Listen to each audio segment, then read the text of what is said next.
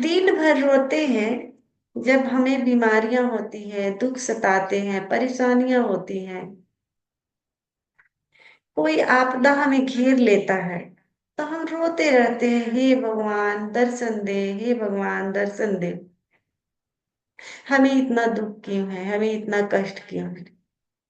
लेकिन जैसे ही खुशियां आती है हम भूल जाते हैं।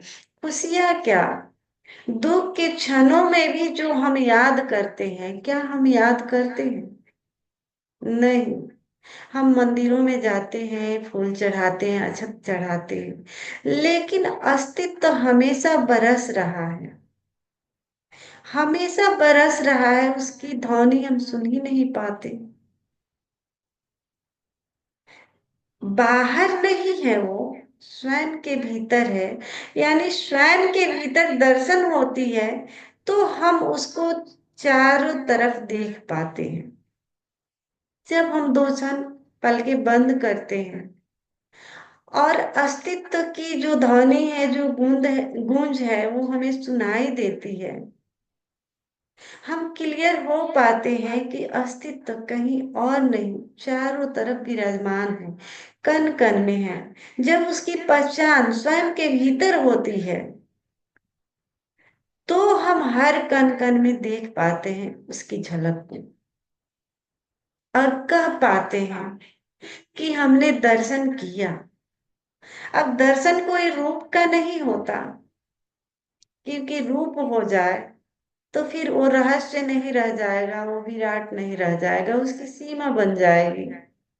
वो अरूप का होता है, हम उसे महसूस कर पाते हैं हर आंखों में, हर नजारों में, हर इशारों में, हर जगह, हर कण कण में उसे महसूस कर पाते हैं, क्योंकि हमारी दृष्टि निर्दोष हो जाती है बच्चों की तरह। और उस दृष्टि के माध्यम से जब हम देखते हैं हर व्यक्ति को, हर वस्तु को, कण कण को, तो उसमें वही विराजमान दिखता है। और इसके लिए स्टार्टिंग ध्यान से ही शुरू करने पड़ते हैं। ध्यान ही वो रास्ता है, ध्यान और प्रेम। सिर्फ ध्यान से ही नहीं होगा, ध्यान और प्रेम जिसके माध्यम से हमें वो एक दृष्टि मिलती है, विवेक का जन्म होता है, और उस दृष्टि से हम देख पाते हैं, ईश्वर का दर्शन कर पाते हैं, स्वयं से मिल पाते हैं। हमारा यहाँ आना क्यों हुआ उसको हम जान पाते हैं। आखिर बार बार बार बार हमारा जन्म क्यों हो जाता है, अस्तित्व हमें क्यों फेंक देता है यहाँ इस पृथ्वी पर, कभी कीड़े मकोड़े के रूप में, कभी जानवर के रूप में, कभी पेड़ पौधों के रूप में, कभी मनुष्य के रूप में। आखिर फेंके क्यों जाते हैं? हमारी मर्जी तो होती नहीं, मर्जी उसी की होती है। हमेशा हम फेंके जाते हैं इस पृथ्वी पर और उसी दुखों में पड़े रहते हैं। आखिर कौन सुखी है यहाँ? क्या पैसा, मकान, दुकान, अच्छी अच्छी गाड़ियां, घर बंगले से लोग सुखी हैं? अगर उनके भीतर उतरते जाए तो उससे बड़ा दुखी व्यक्ति कोई नहीं मिलेगा। सुखी वही व्यक्ति है जो प्रेम और ध्यान से जुड़ा हुआ है, जिसके भीतर ध्यान घटित हो रहा है और प्रेम घट रहा है। वही व्यक्ति दुनिया का सबसे अमीर व्यक्ति है, जिसके भीतर प्रेम और ध्यान है। और लोग इसी से वंचित हो जा रहे हैं, सारा चीज की तलाश जारी है, खोज जारी है। संपत्ति चाहिए, पैसे चाहिए, अच्छे अच्छे बंगले, खाने पीने के लिए कपड़े अच्छे अच्छे, सब कुछ चाहिए। लेकिन जो हमें सुखी करता है, अच्छा, सुख के तलाश में सुबह से लेकर शाम तक लोग बिजी रहते हैं, बिजी रहते हैं सुख की तलाश में। और किन्हें सुख मिलता है? आज तक कोई भी ऐसा आदमी नहीं है जो सच में सुखी हो। सुखी वही है जैसे कृष्ण, बुद्ध, महावीर, ओशो, जीसस क्राइस्ट, ऐसे लोग ही सुखी है, पूर्ण रूप से सुखी। और उनको सच में कहा जाए तो वही लोग भोग करते हैं, वही लोग राजा है, अमीर है, दुनिया के सबसे अमीर व्यक्ति। तो सभी चाहते हैं हम सुखी हो जाएं, लेकिन तलाश करते हैं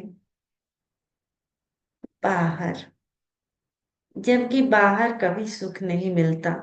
सब अभी इसी पल हमारी आंखें बंद हो जाए और सारा का सारा धरा का धरा रह जाएगा। अभी थाईलैंड में जो हुआ भूकंप, अभी पालमगांव जो कश्मीर में हुआ, किसको पता था कि हमारी आंखें बंद हो जाएंगी? किसी को पता नहीं था। कितना मौज मस्ती के लिए गए, सुख पाने के लिए गए, आनंद की खोज में गए, और वो आनंद पल भर में खत्म हो गया। तो क्यों न किसी ऐसे आनंद की तलाश हो, किसी ऐसे सुख की तलाश हो जो हमारी आंखें भी बंद कर दे तो भी उसे छीन नहीं पाए।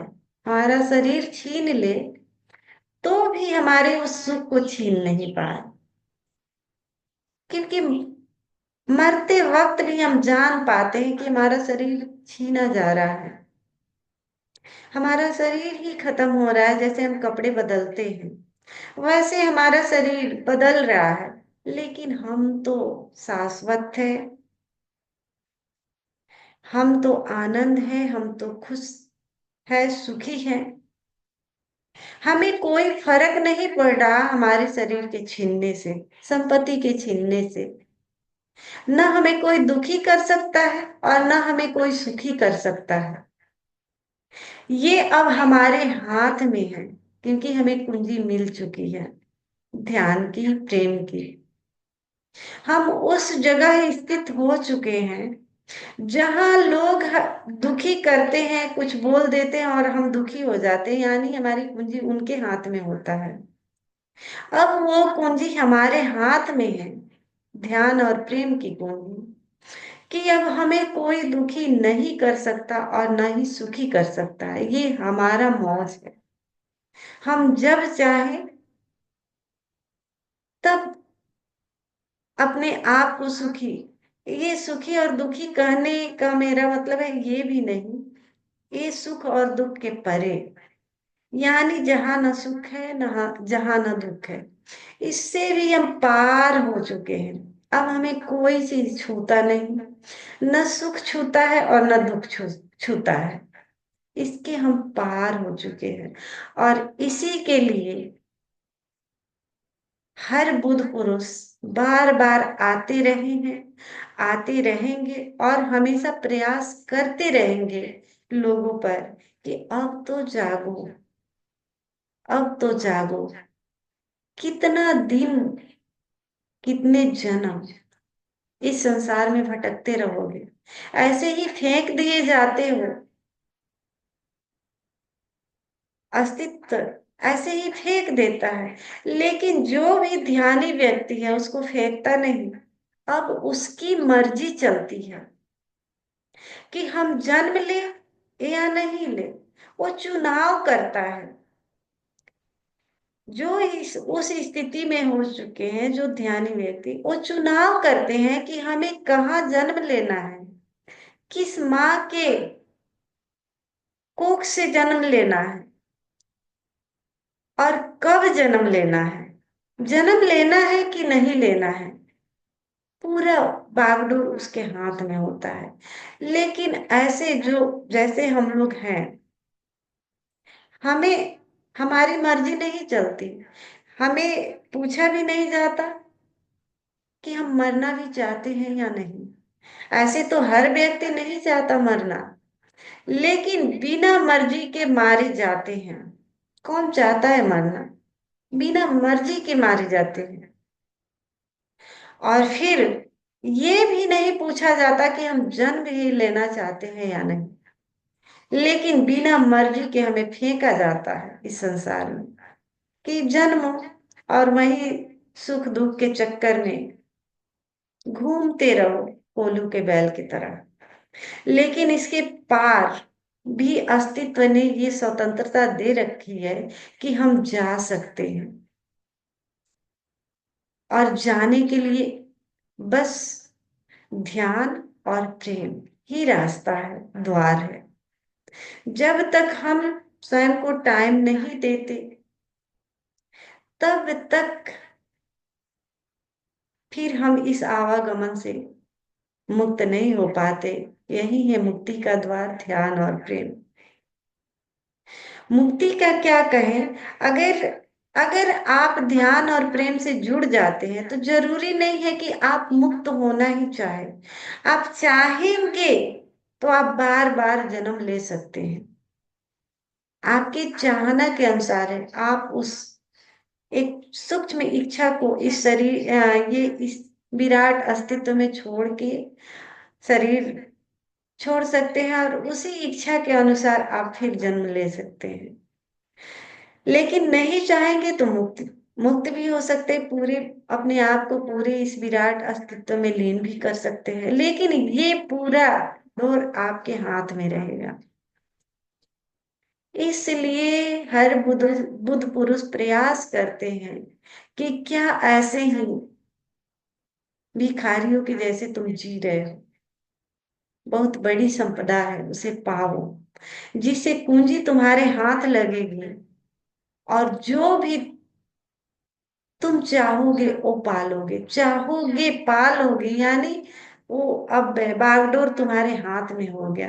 तुम राजा हो, और जैसा चाहोगे वैसा ही होगा। यानी जन्म चाहोगे जन्म होगा, मृत्यु चाहोगे मृत्यु होगा, इस आवागमन से छुटकारा चाहोगे वो भी होगा। इसी की तलाश हर बुद्ध पुरुषों ने किए हैं, और वही कुंजी हर व्यक्ति को देना चाहते हैं कि ये कुंजी लो और तुम भी राजा हो जाओ। लेकिन राजा यहाँ कोई होना नहीं चाहता। हर आदमी रोता है कि हम राजा होना चाहते हैं, लेकिन होना नहीं चाहता। कुंजी सभी दे रहे हैं, लेकिन सभी भिखारी होने के लिए तैयार है। क्यों हाथ फैलाए बैठे हुए हैं, मंदिर में जाते हैं, मुझे कुछ दे दे, मेरे बेटे को नौकरी लगा दे, मुझे घर बनवा दे, मुझे जॉब लगा दे। सिर्फ मांग मांग मांग मांग मांग मांग, यानी भिखारी।